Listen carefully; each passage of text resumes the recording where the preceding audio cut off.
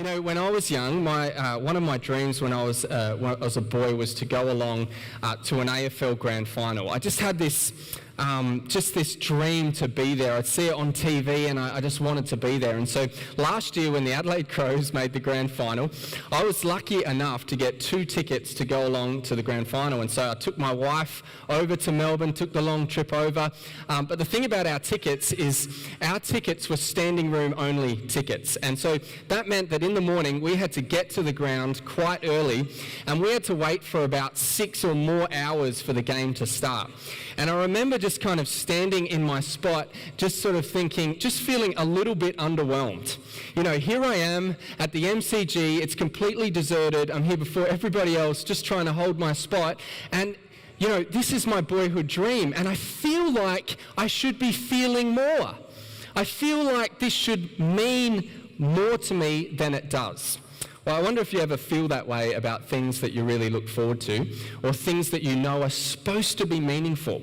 You know, Easter is exactly one of those days. You can actually come to Good Friday. Perhaps you've just sat through our whole service already, or you know, you've come to this weekend, and you think to yourself, I know I'm supposed to be feeling more than I am, but I just don't. I know up here that this is an important occasion, but for some reason it just doesn't seem to mean that much to me. And so that means that some of you today might actually be feeling a little bit guilty. Like, why aren't I feeling more? Some of you might be feeling just a bit indifferent, like it doesn't matter. And some of you are just like me, really looking forward to a long weekend, a restful long weekend, and I am too. But the question I want to answer this morning is, how do you actually experience the meaning of this? Meaning doesn't just happen to you. You actually have to contemplate it. Meaning arises from contemplation. And it's difficult in our world because we live in a digital world. We live where we're constantly looking at our iPhones, aren't we, young people? And we're, you know, distracted by our work, and we're distracted by busyness and all these different things that are going on in our life. And so actually often we don't stop and we don't contemplate the things that are actually meaningful. In fact, Dr. Francis Collins, he was an atheist who was one of the leaders of the Human Genome Project. And so he was actually tracking human DNA, no dummy, smart guy. And he tells a story about how one time he was sitting by the bedside of a woman who was suffering, an elderly woman who was suffering a terrible heart disease. And death was knocking on her door. And so he had no more answers for her, no more medical answers for her. And so she, in that moment, told him about her faith in Jesus Christ. And he kind of responded with nothing, with silence. And so she said, well, what do you believe, doctor? You know, you haven't said anything. What do you believe? And he said that with that question, it caused him a great lot of internal anguish. Because he said this, I had never really looked at the evidence for and against the existence of God. And I was supposed to be a scientist who makes conclusions based on evidence. That was a problem. And it was a problem that for Dr. Francis Collins actually led him to believe that it's true. You see, meaning arises from contemplation, from actually looking. And so Good Friday actually causes us to stop and to contemplate. Not just the scientific questions, like is there a God and, you know, all that sort of stuff. Or not just the philosophical question that we all have, like why am I actually here? Like why am I actually here on the earth? What is my actual purpose?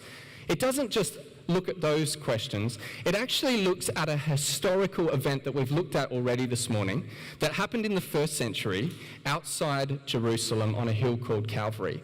And so that is what I would like to invite you this morning to contemplate, to have a look at. Because this moment was the moment that changed the world, and it can bring more meaning to your life than you can ever imagine. And so the first thing I'd like you to contemplate is this, the comedy at the cross. This is such an unusual idea. The comedy at the cross. There's nothing funny about Roman crucifixion. So what do I mean? The Romans had perfected the art of crucifixion.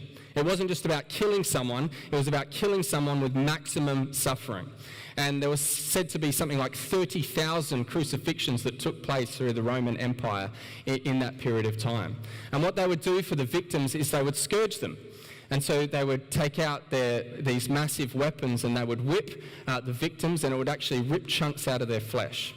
And then they would have to carry a cross through the city, paraded in front of people to their place of death.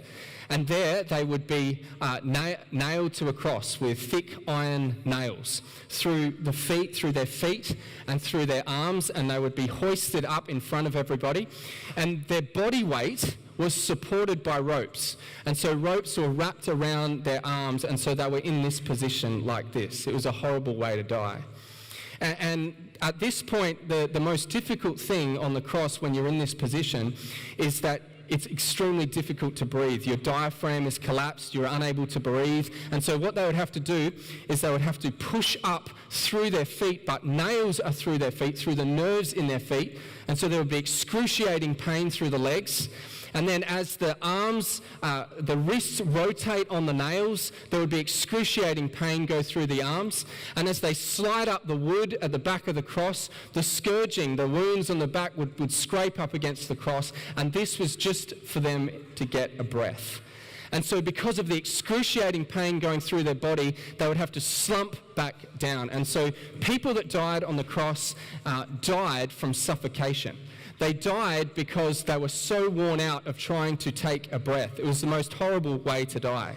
Roman crucifixion was sheer brutality, but it was much more than that for Jesus. And I want to show you why that has been discovered even in secular sources in history.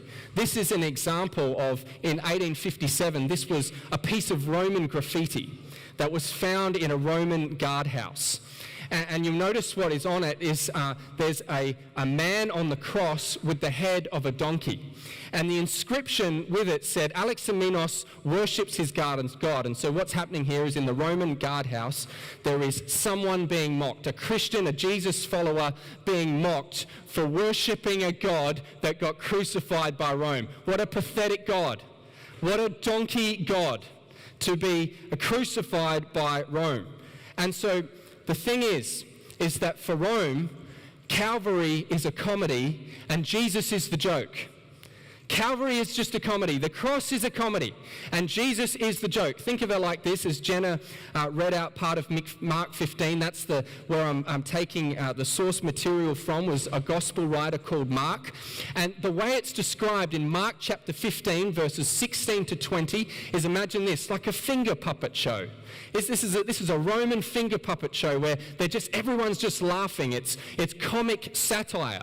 And so what they're doing is they're performing a mock coronation. A coronation is where you crown a king. It's supposed to be one of the most celebrated days in a culture's part of a culture. Their culture is to celebrate a king. And so this is what they did in verse 17. It says that they clothed him with a purple cloak. A purple cloak was the traditional color of royalty. You know, this is our king. Let's put a purple cloak around him. And then a king would obviously wear a headpiece, a crown with jewels in it. But they twist together a crown of thorns and they shove it on his head. This is our king, the head of the Jews, the king of the Jews. And then thirdly, they cried out, "Hail the King of the Jews." So they give him praise. They give him praise that's deserving of a king, but it's mocking him. And lastly, they strike him. They do the most humiliating thing you can do to a person, which is spit on them, and then they bow down before him. And this is what happens to Jesus. He's a donkey god.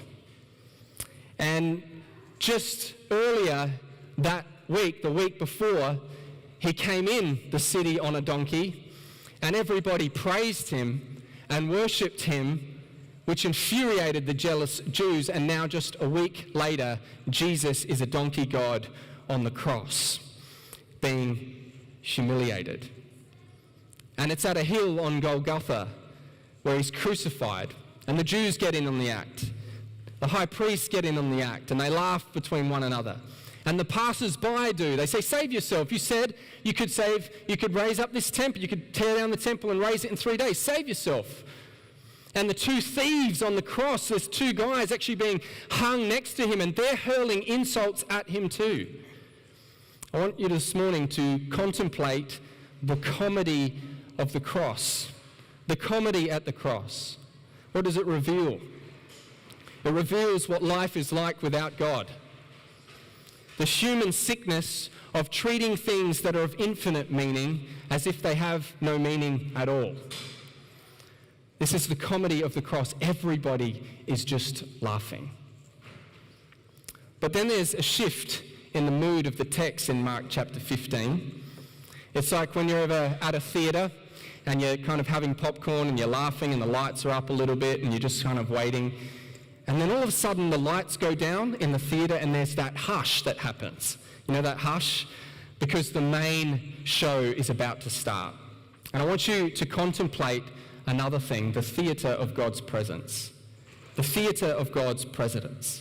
In verse 33 it says this, "And when the 6th hour had come, there was darkness over the whole land until the 9th hour." Well, some have tried to explain this away as some kind of natural thing. Like a solar eclipse or something like that. But no solar eclipse darkens a land in pitch black for 3 hours. This is darkness in the middle of the day, and darkness in the middle of the day is incredibly disorientating.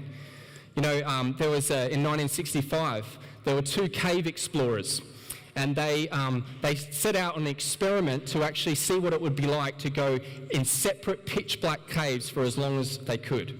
And so here's a picture of it, of them actually coming out. And so the first one lasted 88 days and the other one lasted 126 days. When the first one came out, it was March the 12th. But she thought it was the 25th of February. And when the other one came out on April the 5th, he thought it was still February the 4th. See, in their minds, they had lost months. They had lost time. They had become disorientated in their thinking. It's apparently when you live in darkness, when you spend a lot of time in darkness, you can sleep for 30 hours and actually think you've only slept for 8. Because you're in darkness, it's disorientating. Physical darkness brings disorientation. But what's being shown here, and according to the Bible, is that so does spiritual darkness. Spiritual darkness brings disorientation.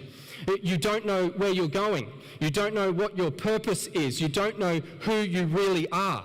This was a question that the Russian novelist Leo Tolstoy is a famous Russian novelist who wrote the famous work War and Peace, and he wrote Anna Karenina, and he also wrote a book called The Confessions, and in it he asked that question, I searched for why I live.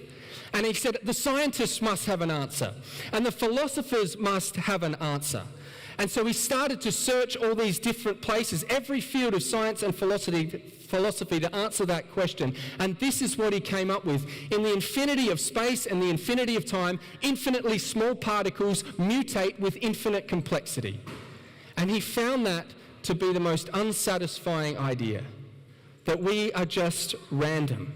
To be in spiritual darkness is to be in the unsatisfying state of not knowing your true purpose and not knowing your true destination. To be in spiritual darkness is to be in the unsatisfying state of not being accountable to anyone and not actually being accountable to God. And so this morning, I want to invite you to contemplate the darkness at Calvary. Contemplate that we are actually in God's theatre. We all live in God's presence. We all are accountable to God. And what this darkness does here in Mark chapter 15 is it moves in on the comedy of life. It moves in, the darkness moves in, and it actually exposes what life is like without God. To take something of infinite value and treat it like it has no meaning at all. So contemplate this. We are accountable beings. There's 2, hilarious comedians of our time. They say this in a very sobering way. Russell Brand, he said, as long as we prioritize material truths over spiritual truths, we will live in tyranny because we are living an illusion. And Jim Carrey said, I think everybody should get rich and famous and do everything they ever dreamed of so they can see that it's not the answer. You see, what are the cries of these hearts? To be able to see. This is the cry of their hearts. They want to be able to see. They want to come out of spiritual darkness. And so this is what this darkness at Calvary shows us. It moves in on the comedy of life. What life is like without God, to call something of infinite value of no meaning at all. We live in God's theatre. And so it reveals our spiritual darkness and it reveals God's judgment of spiritual darkness. Now, this is something that's difficult for us to comprehend, because we think to ourselves, well, if I was to believe in a God, I could believe that God is a God of love. I could believe that God is loving, but I couldn't believe in a God who judges. That just doesn't sit right with me. But I want to ask you this, is that consistent with how we live? Is that consistent with how we live? Just this week, think about it, it's been all over the news, our Australian cricket team did the wrong thing, didn't they? And they tampered with a ball in a game, they did the wrong thing, they tried to cheat in a game, and they brought shame upon themselves, and they brought shame upon their team, and they brought shame upon the nation. And day after day, news article after news article after news article has tried to do what? It's tried to pin the blame. It's tried to pin the blame on somebody. Was it the captain? Was it the captain's fault? Is it mainly his fault? Is it the vice captain? Is it the player? Is it the coach's fault? What did Australia want this week? Australia wanted blood. We wanted blood. We wanted to pour out our wrath. We wanted to pour out our judgment. We wanted to pin it on somebody.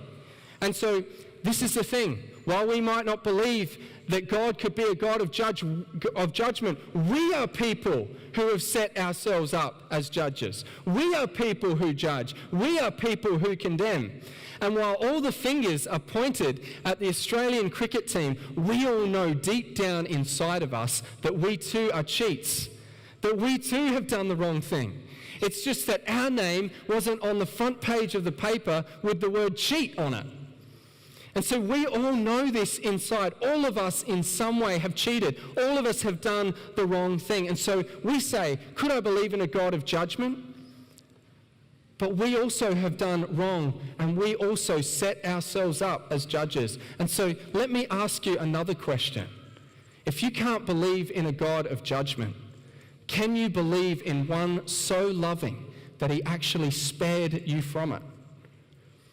One so loving that he actually spares you of the judgment that you deserve for being a cheat, for doing the wrong thing. And so, you see, the most important thing to contemplate at Good Friday, it is to contemplate the comedy of the cross, the human sickness at the cross. And it is to contemplate the presence of God, that we all are in God's theatre, that we're all accountable to him. But the most important thing to contemplate at the cross is this act of love. This act of love. Jesus cries, Eloi, Eloi, lima sabachthani. My God, why have you forsaken me? You see, as the darkness descends on the comedy at Calvary, which deserved nothing but the judgment of all people, do you see what Jesus is doing? He, in that moment, in that statement, is taking that judgment upon himself.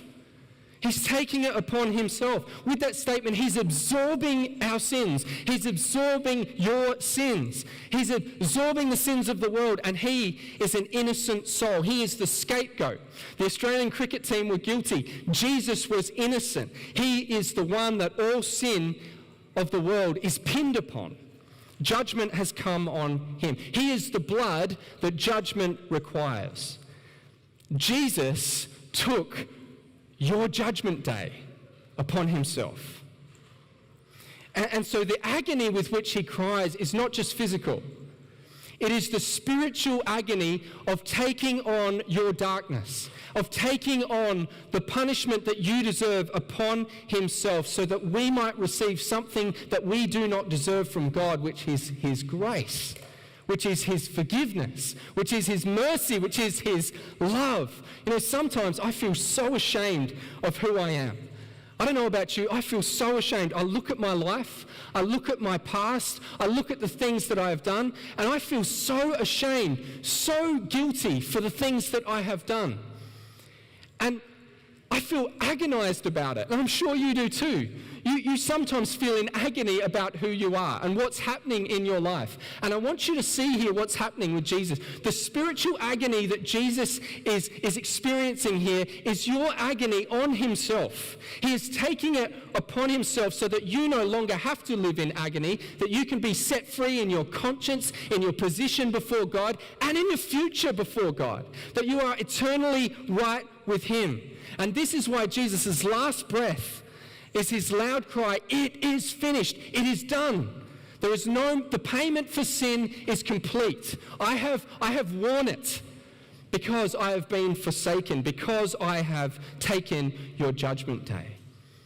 And so, if you can't believe in a God of judgment, can you believe in one so loving that he actually took your judgment day upon himself? Now, at the cross, in this scene in Mark, this is an incredibly powerful moment when Jesus gives up his last breath. An incredibly powerful, spiritually powerful moment. Such is the power of it that you saw there that was read out for you, that a curtain in the temple ripped in two.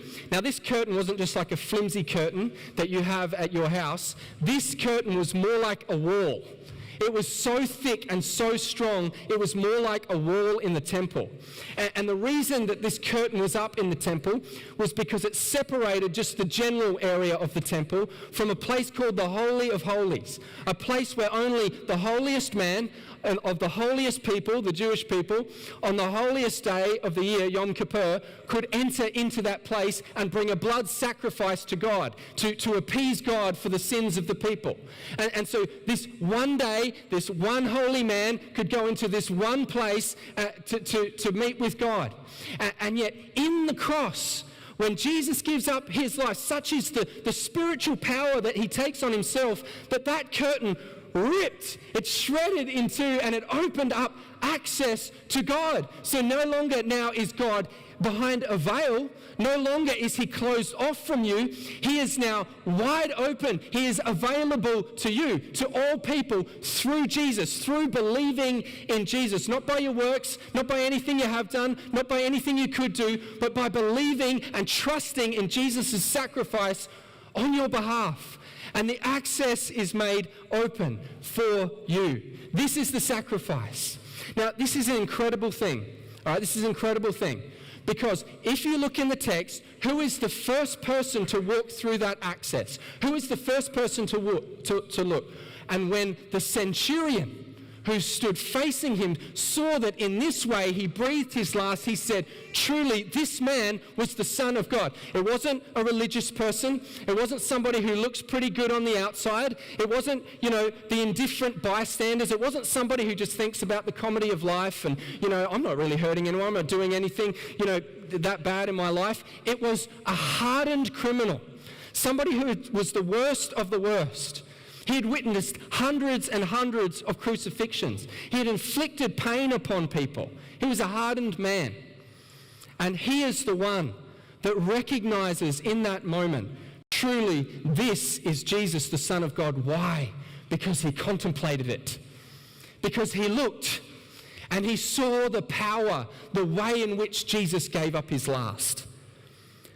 The way in which Jesus took on the spiritual agony of all people. He saw that Jesus is somebody of infinite value, who is worthy of our worship, who died in power. I want to invite you this morning in your life, wherever you are, whatever you've done, however bad you think you are, to contemplate this act of love, to see that all you deserve in your life is judgment of a holy God. You live in this theater, but to contemplate in the cross that Jesus took your judgment day upon himself. And he did that even for the hardest of people, from the people who even seem the furthest away from him. Jesus breaks the power of sin, but he doesn't just break the power of sin, as you saw this morning with the blind man, as you saw with Ali, her testimony, as you saw with that man there. He changes you. He completely changes your whole life from the inside out, and all it takes is for you to turn from your sin and believe in Jesus. Trust in his sacrifice for you. That is the call of today. That's what I'm asking you today to contemplate. See this act of love that changes everything about you. So let's stand together right now. We're going to close our time with singing. We're going to sing At the Cross. Imagine the centurion at the foot of the cross. At the cross I bow my knee, where your blood was shed for me. And if you want to make that decision in your heart this morning, you don't have to say any words. It's not really words that kind of save you. Although it says in Romans chapter 10, it says, if you confess with your mouth that Jesus is Lord, and if you believe in your heart that God raised him from the dead, which is what we're going to celebrate on Sunday, you will be saved. And so right now, if you know in your heart that you're a sinner, that you've never given your life to Jesus, then right now, decide it in your heart. I believe, I trust in the Lord Jesus for the forgiveness of my sins. Let's sing together as we close.